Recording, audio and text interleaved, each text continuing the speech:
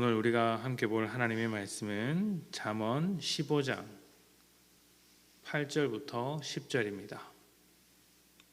잠언 15장 8절부터 10절까지의 말씀 제가 봉독하겠습니다. 8절입니다. 악인의 제사는 여호와께서 미워하셔도 정직한 자의 기도는 그가 기뻐하시느니라. 악인의 길은 여호와께서 미워하셔도 공의를 따라가는 자는 그가 사랑하시느니라. 도를 배반하는 자는 엄한 징계를 받을 것이요 견책을 싫어하는 자는 죽을 것이니라. 아멘. 사람들이 자주 보는 경제지나 오피니언 칼럼을 보면 성공한 기업가의 인터뷰가 많이 실려 있습니다. 어려운 시절 고생하다가 찾아온 기회를 잡고 험난한 가운데서도 도전한 결과 큰 성공을 얻게 되었다고, 잘 나가는 기업의 대표가 되었다고 이렇게 이야기를 하는데, 조금 흔한 이야기일 수 있지만 우리는 이런 글을 볼 때마다 그 사람이 참 대단한 사람이다, 그렇게 어려움을 뚫고 성공한 것을 보니 그래도 참 대단한 사람이다 라는 생각을 하게 됩니다. 특히 요즘과 같이 어려운 시대에 경쟁이 심하고 다양한 이제 걸림이 있는 시대에 기업가로서 성공하는 것은 칭찬받을 만한 일이고 또 사회적으로 존경받을 만한 일일지도 모릅니다.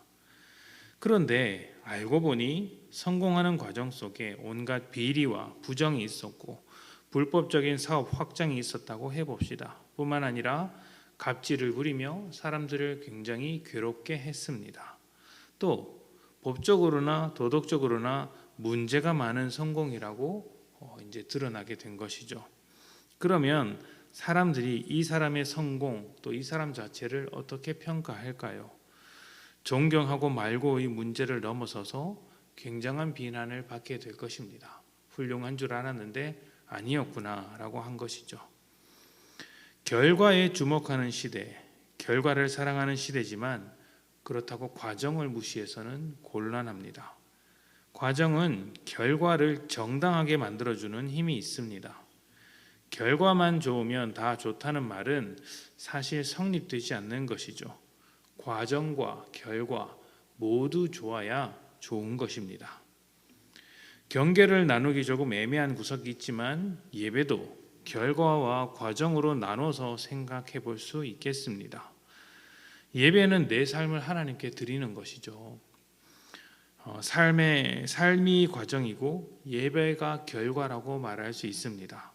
물론 반대로 생각할 수도 있습니다만 이제 예배의 과정을 통해서 삶을 드린다라고도 생각할 수 있습니다만 어느 쪽이든지 예배와 삶 둘 다 잘해야 한다는 측면에서는 동일합니다.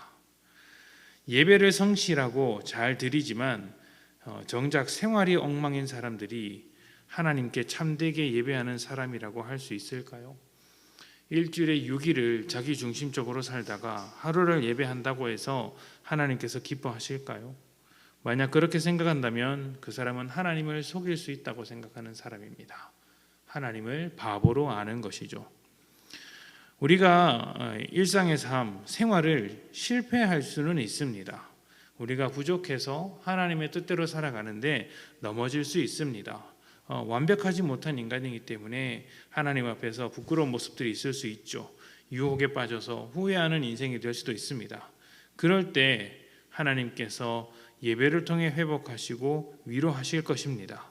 그런데 아예 처음부터 삶을 자기 중심적으로 하나님을 무시하며 세상에 푹 빠져 발 담그고 살다가 하루 와서 하나님 하는 것을 자랑으로 삼는 인생이라면, 그것을 떳떳한 신앙이라고 말하는 인생이라면 하나님과 멀어진 것이고 무시하는 것이라는 것입니다. 성공하기까지의 과정에 불법이 있다면 성공은 인정받지 못합니다. 예배도 그렇습니다.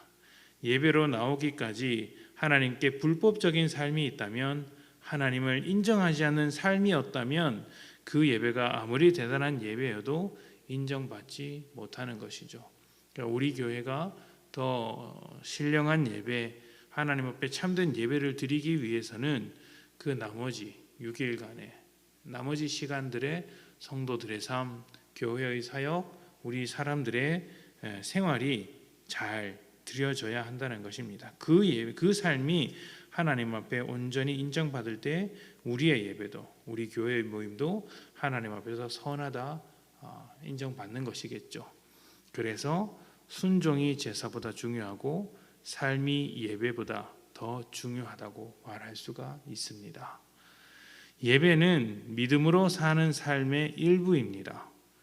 생활과 예배가 절대로 분리되지 않습니다. 6일과 하루가 분리되지 않듯이 생활과 예배는 분리될 수가 없는 법이죠. 모두 하나입니다.